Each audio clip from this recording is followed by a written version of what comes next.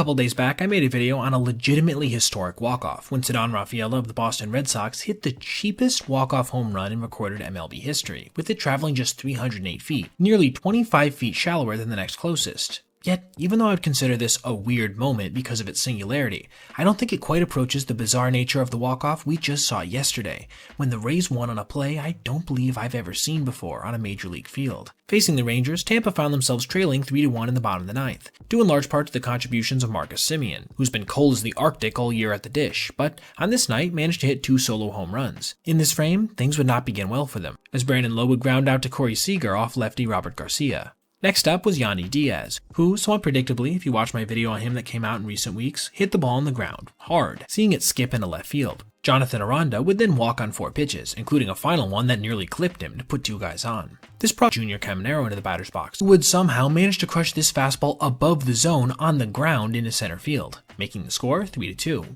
A little bit of water was then splashed onto the growing fire when Jake Mangum softly flied this ball to right field, bringing the Rangers within 1 out of closing this one down. And the game could have ended on the next batter when Christopher Morel crushed this ball down the third baseline. Fielded nicely by Josh Young to keep it from going into the left field corner, but a moment of indecision on where to throw it ended up costing him a chance to get Christopher at first. Bases loaded, 2 outs. This brings us to our bizarre play, as on a 1-2 pitch, Taylor Walls would ground this ball to second base, one of the more routine plays you're ever going to see on a major league field, but the inexperience of first baseman Josh Smith seemed to prompt the infielder to try to make this play, drawing him so far away from the bag that Marcus had no one to throw to. Still, at this point, it wasn't that crazy of a play, but what followed certainly was, when Semien, with a play unfolding in front of him, held onto the ball for way too long as Caminero raced around third, managing to slide in just ahead of the throw from Marcus. Look at that again. I can't remember the last time I saw a walk-off 2-run infield single on a routine ground ball to the second baseman.